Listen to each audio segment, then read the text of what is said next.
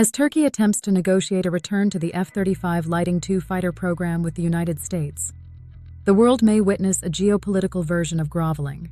Turkey was one of the original partner countries in the program, with an order for up to 100 units of the Air Force F-35A version.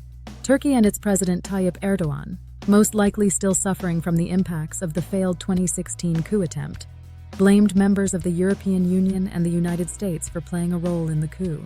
In 2017, President Erdogan took a drastic step by concluding a $2.5 billion arms deal with Russia to acquire the advanced S-400 surface-to-air missile system. This decision by Turkey led to a series of events that adversely impacted the country.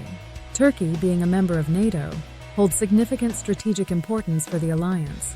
It shares a border with the former Soviet Union, controls access to the Black Sea through the Dardanelles and the Bosporus, serves as a gateway to the Middle East and Europe, and has actively participated in the Ukraine war, pursuing peace and a grain deal, and maintaining positive relations with both warring countries. The fact that a NATO country would sign an arms deal with the geopolitical rival to NATO was highly controversial and only created suspicion of Turkey and its president. Not only did this decision come after the coup, but it also followed Russia's 2014 seizure of Crimea and its destabilization efforts in the Donbass. This event prompted NATO to mandate defense spending of 2% of GDP for all member countries, a mandate that nearly every NATO country immediately ignored until the Ukraine invasion of 2022. President Erdogan was aware that his country's standing as a NATO member and NATO's decision to take the Russian threat seriously, at least on paper, could result in serious repercussions for Turkey, and rightly so.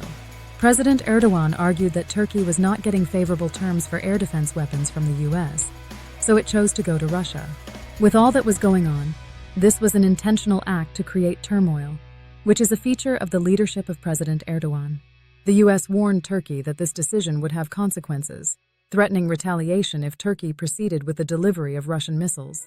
Turkey disregarded the warning and proceeded to receive the first 4 missiles from Russia in July 2019. Within a week, the US retaliated by cutting Turkey out of the F-35 fighter program, in which Turkey was a financial and manufacturing partner. In August 2017, President Trump signed the Countering America's Adversaries Through Sanctions Act, which granted the US the authority to impose additional sanctions against Turkey. In December 2020, the US imposed sanctions on Turkey after the F-35 retaliation failed to alter Turkey's decision regarding the S-400s. This included a ban on US export licenses and prior authorizations to the Republic of Turkey's Presidency of Defense Industries, freezing the assets of the company's president and imposing visa restrictions. NATO's stated reason for the retaliation and removal from the F-35 was that they did not want a Russian system integrated into their air defense, and the US was concerned that the S-400s could potentially reveal F-35 secrets to Russia through their radars and sensors. Following its removal from the F-35, Turkey made the decision to develop its own fighter to replace its aging F-16s. By blocking Sweden's NATO application for more than a year, Turkey was able to get a concession from the US for update packages for its older F-16s and approval to purchase 40 new F-16s in exchange for approving Sweden's NATO accession. Quid pro quo is alive and well in NATO. Turkey has conducted test firings with the S-400 missiles it purchased, but it has since deactivated and stored them.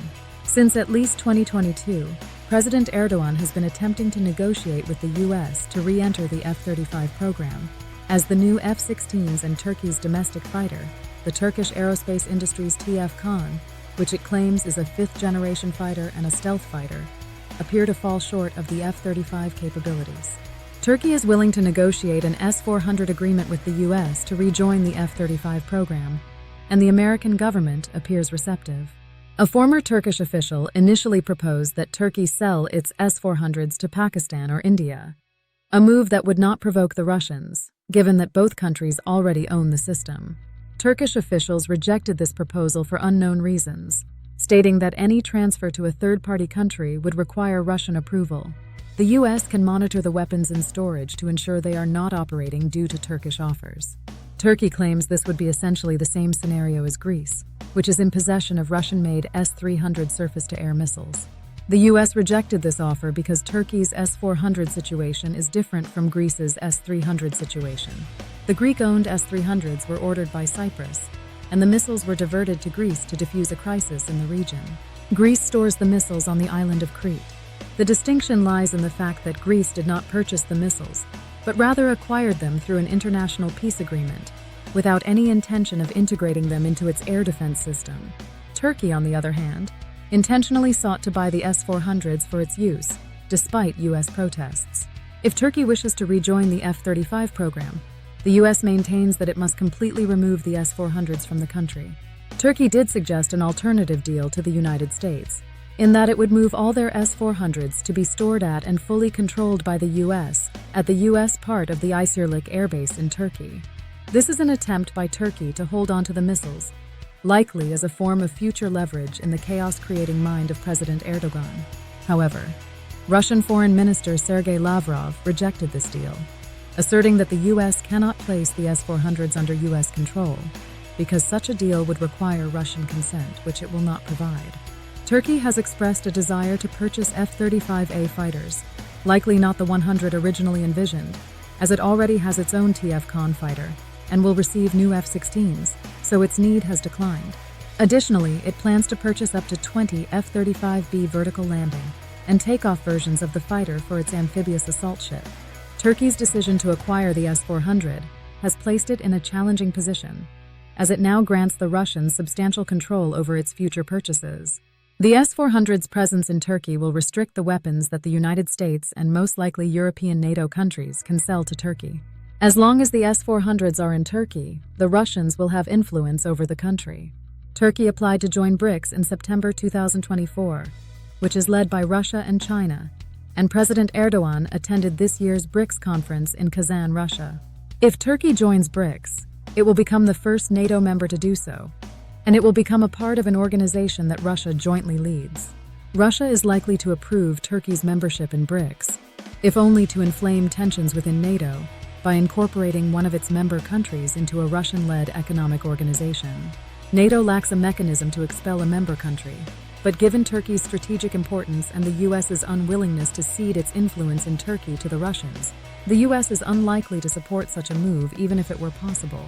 Russia will have both military influence and economic sway in Turkey, which it can use to exert pressure on Turkey to veto NATO decisions that are detrimental to its interests.